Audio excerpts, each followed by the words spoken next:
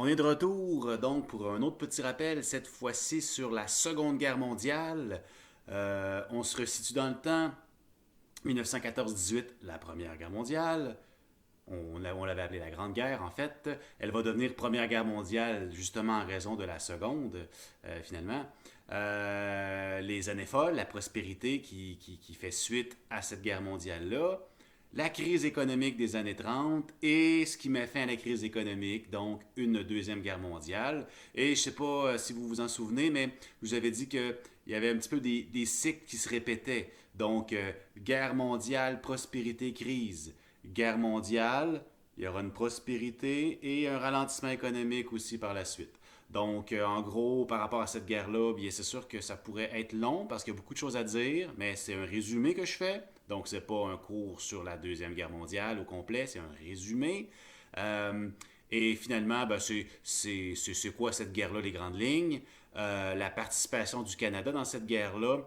Et qu'est-ce qui se passe au Québec, surtout l'élément de la conscription, la deuxième conscription. Alors, on y va tout de suite parce que je sais que vous êtes impatients. Donc, c'est parti! OK, alors on y va avec la Seconde Guerre mondiale de 1939 à 1945. Donc, ce qu'on doit garder en tête, c'est que cette guerre-là, c'est une guerre totale. Donc, en gros, tous les gouvernements, toutes les sociétés sont organisées en fonction de cette guerre-là. On va produire, on va penser, les décisions qu'on va prendre, c'est en fonction de, disons, gagner la guerre. On peut faire un petit lien avec ce qui se passe en ce moment. La guerre au coronavirus. Alors, on a tout organisé la société pour gagner contre cette guerre-là. L'économie, tout ça est organisé en fonction de gagner contre cette guerre-là. Alors, à l'époque, ben c'est ça, on veut gagner la guerre, donc on va se mettre à produire, on va se mettre à tout faire pour s'organiser pour gagner cette guerre-là. Cette Deuxième Guerre mondiale-là ne vient pas de nulle part. Il y a plusieurs causes qui amènent cette guerre-là. Pour simplifier un peu, bien sûr, on peut dire que la fin de la Première Guerre mondiale, la fameuse armistice de 1918, le fameux, plutôt, on devrait dire plutôt le fameux traité de Versailles de 1919, en fait, c'est plus le traité, là, qui va amener les perdants à l'avoir sur le cœur, à l'avoir entre la gorge, comme on pourrait dire. Et puis donc, l'Allemagne va se souvenir de ce traité très dur pour elle et ça va devenir un moteur un peu pour amener la prochaine guerre mondiale. Donc, évidemment, c'est une guerre mondiale. Alors, cette guerre-là se passe dans les océans, se passe sur les continents, se passe dans les airs, un peu partout dans le monde, il y a la guerre.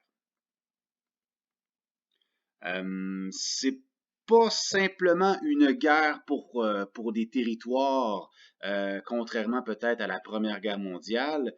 À ça, bien sûr, c'est sûr qu'on fait la guerre pour des territoires, mais à ça, on va rajouter une guerre au niveau des idées.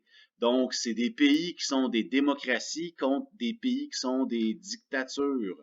C'est le capitalisme, le communisme contre le fascisme, nazisme.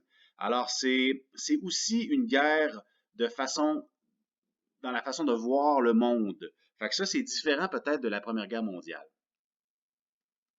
Alors, si on y va rapidement là, sur cette guerre-là, les grandes lignes, évidemment, on peut centrer un peu nos choses sur l'Allemagne et Hitler en particulier. Donc, lui va rapidement, ben, quand il va avoir pris le pouvoir en Allemagne, qui va devenir chancelier, ben, il va rapidement établir son pouvoir basé sur une dictature. Et donc, il va tout de suite, ben, peu de temps quand même après, là, ça va prendre un certain temps, mais il va organiser ces choses et il va commencer à vouloir gagner du territoire pour l'Allemagne. Donc, souvent, on revient là, avec l'Allemagne qui va envahir la Pologne, qui est l'élément déclencheur de cette guerre-là. Hitler avait commencé à prendre du territoire avant ça, mais c'est vraiment en faisant cette attaque-là de la Pologne, qui est alliée de la France, du Royaume-Uni, que donc là, tout le système des alliances va s'enclencher et là, chacun va défendre l'autre ou va entrer en guerre contre l'autre. Un peu l'effet domino qu'on avait parlé dans la Première Guerre, et ça va donner donc cette guerre mondiale-là. C'est un peu quand même les mêmes pays qui s'affrontent. On a l'Allemagne, bon, l'Italie qui est toujours un petit peu, disons, qui se promène d'un côté à l'autre. Le Japon et donc contre, évidemment, ben, les fameuses forces alliées, le Royaume-Uni, la France, le RSS, les États-Unis, le Canada. Donc, chaque camp a ses alliés. Là, évidemment, ici, ne sont pas tous écrits. Là. Et donc, cette guerre-là va durer longtemps. Euh, Évidemment, je suis super rapide, là. Mais on peut parler de l'année 1941, qui est un petit peu une bascule, parce que dans le fond, vont arriver dans la guerre l'URSS, qui avait au départ, disons, établi une espèce d'entente avec l'Allemagne qu'il n'allait pas s'attaquer ni l'un ni l'autre, mais l'Allemagne va trahir ça, donc l'URSS va entrer en guerre, et les États-Unis, suite à l'attaque de Pearl Harbor, vont entrer en guerre aussi, et donc c'est là qu'un peu ça va basculer du côté des Alliés. L'Italie va capituler en 1943 et finalement l'Allemagne en 1945. Et à ce moment-là, il ne restera à tout fait pratique que le Japon qui va essuyer, qui va se subir deux attaques de bombes atomiques par les États-Unis. Et finalement, donc, ce sera la fin de cette guerre-là un peu plus tard en 1945.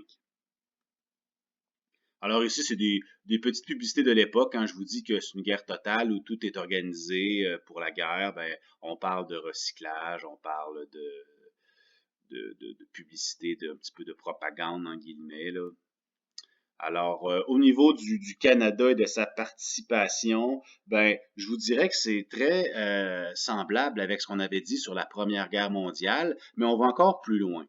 Donc, on établit la loi sur les mesures de guerre qui donne toujours plus de pouvoir au gouvernement. Vous pouvez lire, donc on va rationner, on va récupérer, on va tout faire pour, dans le fond, trouver des ressources pour faire la guerre.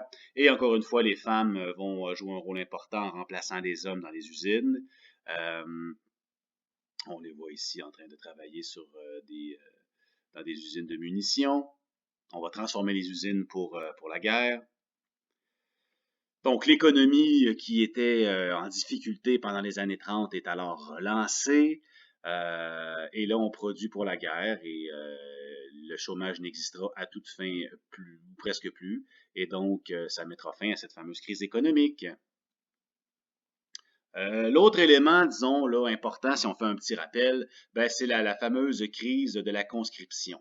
Alors, pour ça, il faut se rappeler de c'est quoi un plébiscite. Donc, on pourrait se dire un peu comme un sondage. On pose la question au peuple et selon la réponse, ben, le gouvernement va agir.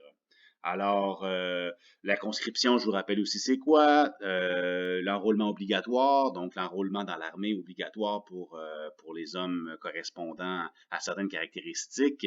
Alors, le petit rappel là-dessus, c'est que Mackenzie King, le premier ministre du Canada à l'époque, avait promis qu'il n'y en aurait pas de conscription.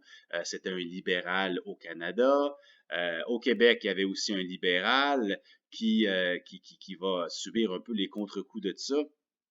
Et donc, finalement, la guerre continue et en 1942, ben, on n'a comme pas le choix d'aller vers la conscription. Alors, pour se libérer de sa promesse, ben, c'est ça, il y avait eu un plébiscite où on posait la question, est-ce qu'on peut oublier ma petite promesse? Si vous dites oui, ben, on oublie, puis on fera peut-être la conscription. Et finalement, ben, c'est ça qui va arriver. Donc, un peu comme dans la Première Guerre mondiale, le Québec est vraiment contre la conscription, alors que le reste du Canada est pour en majorité. Et donc, suite à ce plébiscite, ben, le premier ministre du Canada sera libéré de sa promesse. Sauf qu'au Québec, ben, Adélard Godbout, le libéral, lui, va subir un peu le contre-coup en perdant les élections suite à la conscription, parce que là, les gens vont se dire au Québec, les libéraux, c'est des menteurs, ils nous promettent des choses, puis ils le font pas finalement, etc. Donc, c'est un peu ça qui s'était passé. Alors, avec la deuxième crise de la conscription.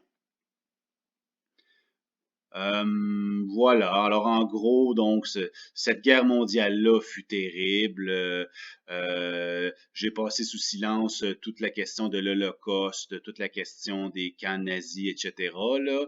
Donc, il y a beaucoup de choses à dire sur cette guerre mondiale-là, mais ce n'était qu'un petit rappel. Et nous, en secondaire 4, ici au Québec, ben, c'est beaucoup plus qu'est-ce qui s'est passé au Canada et encore plus au Québec.